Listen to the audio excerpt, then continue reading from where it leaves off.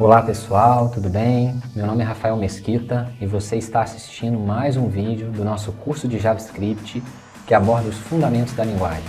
Nesse vídeo nós vamos falar sobre coleções indexadas em JavaScript, mais especificamente os objetos do tipo Arrays. Seja muito bem-vindo!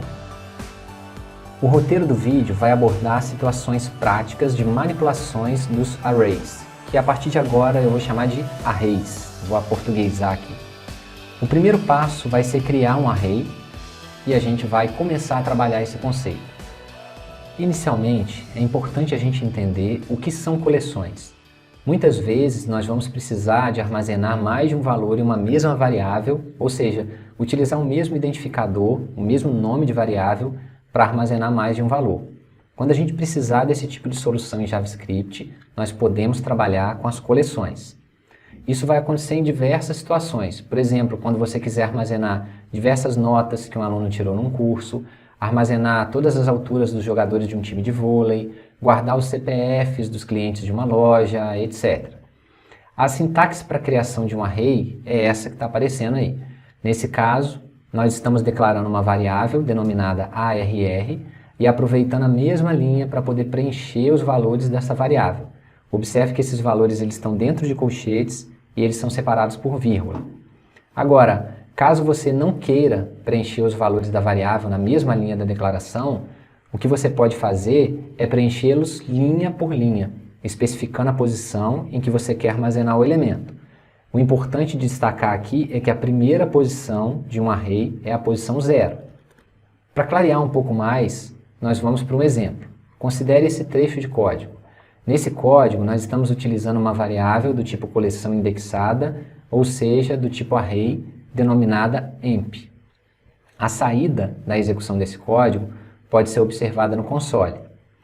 Primeiro, nós utilizamos a variável emp como um array de strings, já preenchendo os nomes dos empregados na mesma linha da declaração, e depois a gente só mostra o conteúdo desse array na tela. No segundo trecho, nós estamos declarando a variável emp como sendo um array vazio, para nas linhas subsequentes popular esse array posição por posição. Por fim, a gente só mostra o conteúdo do array, agora com valores numéricos. Em JavaScript, existem coleções indexadas e coleções chaveadas. Nesse vídeo, nós vamos exemplificar a utilização de coleções indexadas, que são conhecidas como os arrays. Esse nome indexada significa que os dados eles vão ser ordenados por índices, ou seja, cada elemento armazenado no array será guardado em uma posição específica. Referenciando um array. Referenciar ou acessar um determinado elemento do array depende da especificação do índice desse elemento conforme representado na sintaxe. No exemplo a seguir, após a declaração e preenchimento do vetor, nós vamos acessar o conteúdo armazenado nas posições. O resultado da execução do código está no console e para acessar o conteúdo de uma determinada posição, basta especificar o nome do array e a posição do elemento. Iterando ou percorrendo um array. Iterar em um array é percorrer os seus elementos. E nesse trecho de código apresentado, a gente está fazendo justamente isso para o array denominado cores. A saída da execução do código está no console. Para percorrer os elementos de um array, a gente vai precisar do auxílio de um comando de repetição e nesse caso, no caso desse exemplo, a gente utilizou o comando for, mas a gente poderia ter utilizado o comando while também, sem problema. Os arrays em JavaScript, eles possuem uma propriedade denominada length, que quer dizer tamanho. Portanto, o for ele vai se repetir enquanto o valor de i for menor do que o tamanho do array cores, que nesse caso tem o tamanho 3.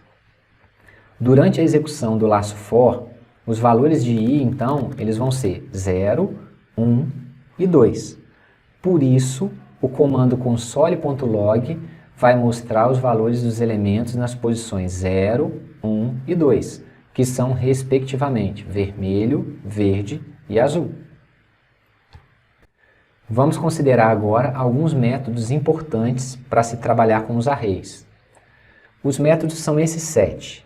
A gente vai ver um exemplo de uso para cada um deles e é lógico, existem muitos outros métodos disponíveis para se trabalhar com arrays, mas não daria tempo de abordar todos esses outros métodos nesse vídeo, então a gente vai nesses mais importantes.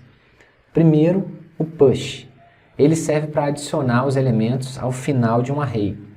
No código exemplo, o array original ele possui dois elementos, o 1 e o 2. Ao utilizar o push e especificar o valor 3 como parâmetro, ou seja, como informação para o método push, o interpretador vai inserir o elemento 3 na última posição do vetor. Como especificado na definição do método push, esse é um método que não apenas insere o valor, mas ele também retorna, ou seja, ele tem como resultado dessa operação um novo comprimento do array. Assim sendo, a variável comp receberá o valor 3, porque o array, myArray, ele passou a ter o tamanho 3. As instruções console.log apenas vão mostrar o conteúdo do array e o comprimento do mesmo. O método pop, ele remove o último elemento de um array e retorna esse elemento. No trecho de código, nós temos a declaração do array com 3 elementos, 1, 2 e 3. Depois a gente utiliza o método pop. Agora observe que o método pop, diferente do push, ele não precisa de parâmetro, porque ele já tem a finalidade de remover o último elemento. Além de remover o último elemento do array, o método também retorna o valor do elemento que foi removido, o qual vai ser atribuído na variável último. E por fim, a gente só vai mostrar o conteúdo do array e o conteúdo da variável último, que foi justamente o elemento removido. O método shift, ele remove o primeiro elemento de um array e retorna esse elemento. No trecho de código, nós temos a declaração do array com os 3 elementos, 1, 2 e 3. Em seguida, a gente utiliza o método shift. Além de remover o primeiro elemento do array, ele retorna o valor que foi removido, o qual vai ser atribuído na variável primeiro. Por fim, a gente só vai mostrar o conteúdo do array e o valor que está na variável primeiro. O método unshift, ele adiciona um ou mais elementos ao início do array e retorna o seu novo comprimento. No código, a gente declara o array com 3 elementos, depois a gente utiliza o método unshift, nesse caso passando como parâmetro 2 informações, o valor 4 e 5. Só que além de inserir esses 2 elementos, o método unshift ele retorna o novo comprimento do array. Esse tamanho vai ser atribuído para a variável comp. Por fim, a gente só mostra o conteúdo do array e da variável comp. O método splice, ele remove elementos de um array e opcionalmente o substitui e retorna os itens que foram removidos. No código, a gente declara o array com 5 elementos, 1, 2, 3, 4, 5. Depois, a gente utiliza o método splice, passando como parâmetro 6 informações. As duas primeiras, 1 e 3, se referem respectivamente à posição a partir da qual a gente vai remover os elementos e quantos elementos nós vamos remover. Ou seja, o 1 significa que vamos remover elementos do array a partir da posição 1 e o valor 3 indica que a gente vai remover 3 elementos a partir dessa posição. Em resumo, nós estamos querendo remover os elementos 2, 3 e 4. Já os parâmetros A, B, C e D são os valores a serem inseridos no array. Lembrando que esses valores serão inseridos a partir da posição 1 do array. Para terminar, a gente só mostra o conteúdo do array atualizado. O método sort, ele ordena os elementos de um array. No trecho de código, nós temos a declaração do array com 3 elementos do tipo string, neve, chuva e fogo. Em seguida, nós utilizamos o método sort, que vai ordenar os elementos do array. Nesse caso, como os elementos são do tipo string, eles vão ser ordenados considerando a ordem alfabética.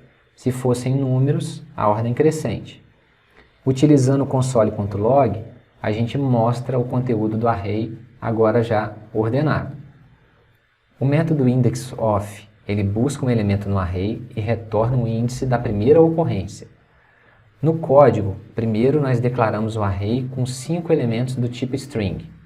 Em seguida, nós vamos utilizar o método indexOf em 3 situações diferentes.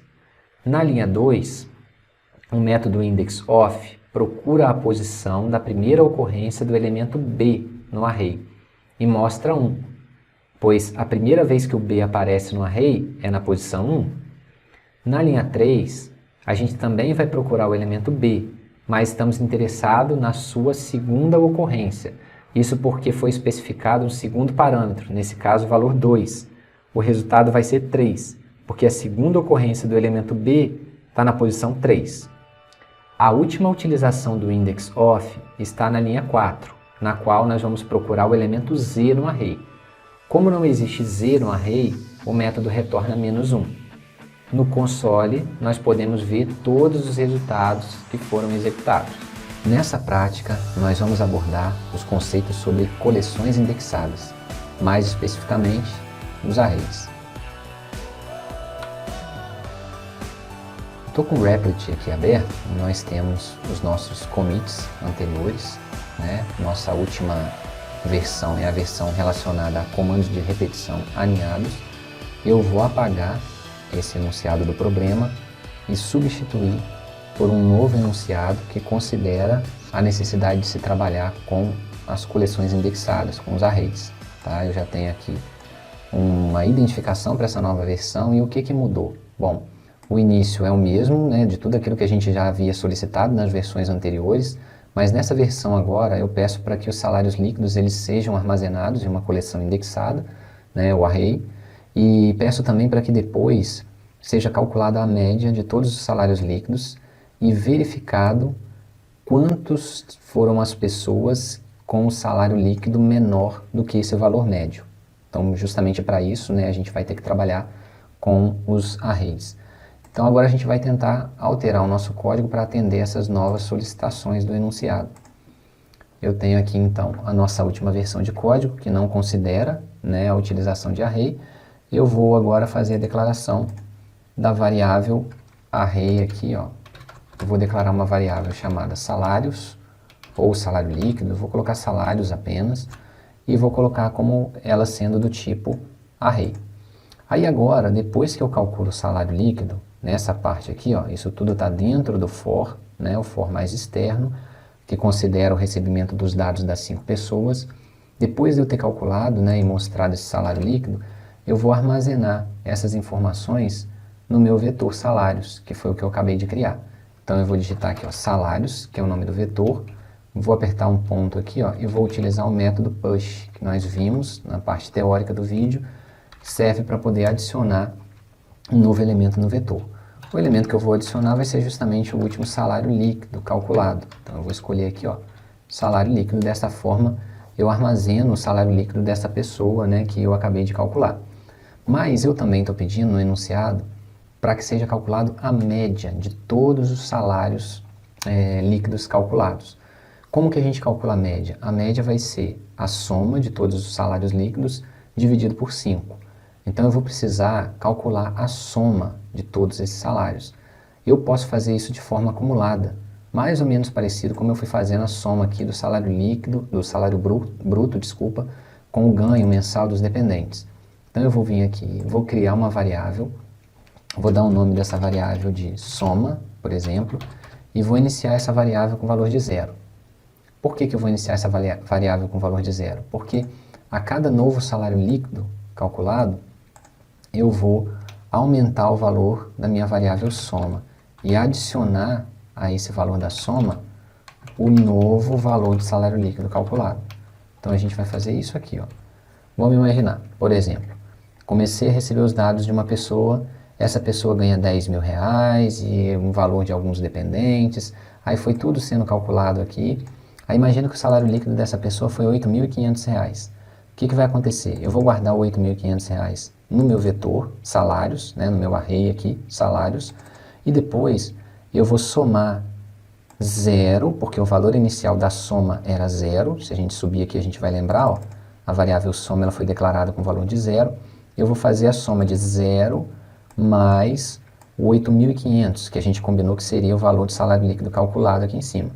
0 mais 8.500, o valor da soma vai ser atualizado para 8.500. Aí suponha que eu receba novos dados de uma segunda pessoa e calcule um salário líquido, por exemplo, de R$5.000. O que vai acontecer? Vou guardar os R$5.000 também no vetor, assim como eu tinha guardado anteriormente o 8.500, e vou fazer agora a soma desses R$5.000 aos 8.500 que eu já tinha adicionado anteriormente.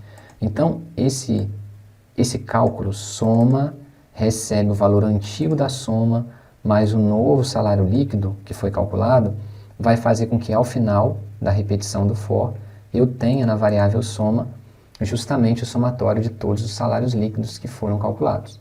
Depois que eu faço isso, ó, depois do for, ó, cliquei aqui, essa chave ela se fecha aqui.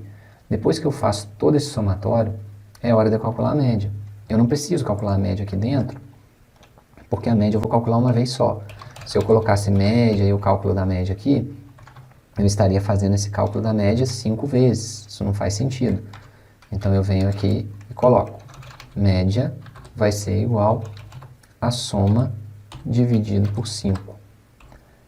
Eu posso até fazer a atribuição direta aqui da variável média e com isso, né, fazer com que média seja declarada como uma variável global, assim como nós vimos no vídeo sobre variáveis e discutimos sobre os contextos de declarações. Mas só para seguir o padrão que a gente está utilizando, eu vou declarar minha variável média aqui também. Média. Variável média foi declarada e agora aqui eu estou usando a variável média, que vai ser justamente calculada da seguinte forma, soma dividido por 5. Beleza. Até aqui a gente já fez uns 70% daquilo que foi pedido. Mas se eu voltar no nosso enunciado, eu ainda tenho um parágrafo aqui ó, no final, que fala, depois que calcular a média, mostre a média dos salários líquidos e quantas pessoas estão abaixo desse valor médio. Então o que a gente vai ter que fazer?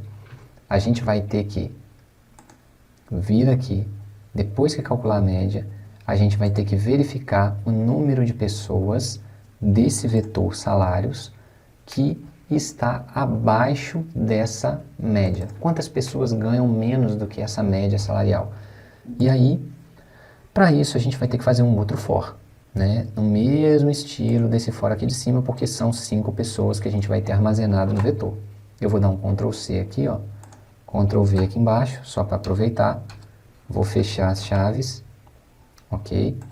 E aí a gente vai ter que fazer uma pequena adequação nesse for em relação ao que a gente tinha feito anteriormente, que é fazer com que ele varie a variável i de 0 até 4. De 0 até 4 são 5 valores diferentes, 0, 1, 2, 3, 4.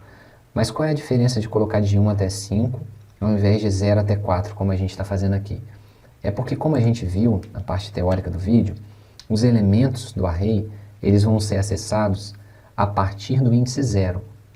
Então, quando eu for tentar acessar um elemento do vetor, salários, por exemplo, através do índice i, que vai variar de 0 até 4, eu quero que sejam considerados todos os elementos, ou seja, o elemento que está na posição 0, na posição 1, na 2, na 3, na 4. Se eu colocasse de 1 até 5, eu iria tentar fazer o acesso dos elementos da posição 1, 2, 3, 4, 5, sendo que a posição 5 eu não tenho nenhum elemento, uma vez que os elementos começam a ser inseridos na posição 0. Então a gente vai fazer esse for variar o i de 0 até 4, para a gente poder fazer a seguinte pergunta, ó. Se o valor do salário armazenado nessa posição i for menor do que a média que a gente calculou, então o que a gente faz? Escreve alguma coisa na tela? Dá um console.log? Não. Eu estou pedindo para escrever ó, a quantidade, quantas pessoas estão abaixo desse valor médio. Então a gente tem que contar. Aí eu vou criar uma variável, poderia criar lá embaixo também, né? Mas vou criar aqui em cima também essa variável. Quantidade de menores, por exemplo. Quantidade de pessoas com salário menor do que a média. É para isso que essa variável serve. E aí aqui embaixo eu vou colocar, ó, quantidade de menores mais, que é a mesma coisa que dizer que quantidade de menores recebe quantidade de menores mais 1. Né? Tanto faz eu colocar um mais ou colocar desse jeito. O que vai acontecer? Quantidade de menores começa com 0. Caso eu tenha calculado a média de 10 mil reais, por exemplo, a média de salário líquido é 10 mil reais. Quando eu for analisar o salário da primeira pessoa, imaginemos que seja um salário de 5 mil reais. 5 mil é menor do que os 10 mil de média. Então, uma pessoa, né, 0 mais 1 vai dar 1. Uma pessoa já estaria sendo contabilizada como sendo alguém que tem um salário menor do que a média. E eu ia ficar fazendo esse teste para 5 pessoas existentes, né, para os 5 valores de salários líquidos existentes nesse array chamado salários. Ao final agora é só a gente mostrar. Aí a gente vai dar um console.log para poder mostrar essas informações que a gente colocou, que a gente calculou. Primeiro a média, a média dos salários líquidos é, e aí eu coloco a variável média aqui. Essa é a primeira informação que a gente quer mostrar. E a outra informação que a gente quer mostrar é justamente a que a gente calculou por último. A quantidade de pessoas com salário líquido menor que a média é, e aí a gente vai colocar o nome da variável quantidade menores. Ok? Beleza, a gente pode fazer um teste aqui, ó. Vamos fazer um teste simples aqui para a gente poder verificar aqui. Então eu vou colocar aqui, por exemplo, uma pessoa, né? João, ele ganha 10 mil reais de salário bruto, 1, 2, 3. O número de dependentes dele é 0, só para facilitar. José, ele ganha 11 mil reais, 1, 2, 3. E o número de dependentes dele também é 0. Maria ganha 12 mil reais, 1, 2, 3. Número de dependentes 0. Marta ganha 13 mil reais. Número de dependentes 0. E, sei lá, Rose ganha 14 mil reais. Número de dependentes 0 também. Aí a gente vai ter a informação de que a média dos salários líquidos foi de R$10.200 reais. Qual é a quantidade de pessoas que ganha menos do que R$10.200 reais? 2. Por quê? O João ganha R$8.500 reais, é menor do que R$10.200.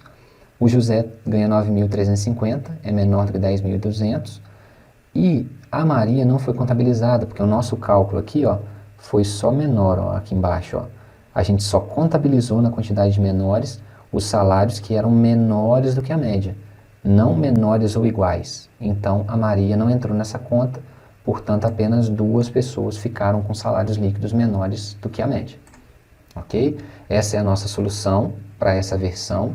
Agora a gente vai vir aqui, copiar o nome da nossa versão para isso servir como mensagem. Vamos aqui no controle de versão e vamos colocar a mensagem aqui, ó, do nosso commit como sendo 11 coleções. Então a gente vai ter agora a nossa próxima versão. Agora a gente já tem a nossa próxima versão. Então vai ficar faltando mais uma. No próximo vídeo a gente vai finalizar esses exemplos com o problema do salário líquido. Bom pessoal, é isso. Assim nós chegamos ao final do vídeo. É importante dizer que você não tem que se preocupar em decorar todos os nomes dos métodos para poder trabalhar com os arrays, e que caso você precise utilizar e não saiba o nome desses métodos, é só buscar a documentação na internet. O mais importante é entender o conceito de coleções indexadas e os tipos de situações em que é legal trabalhar com elas. Muito obrigado por assistir o vídeo, fique com Deus, um abraço.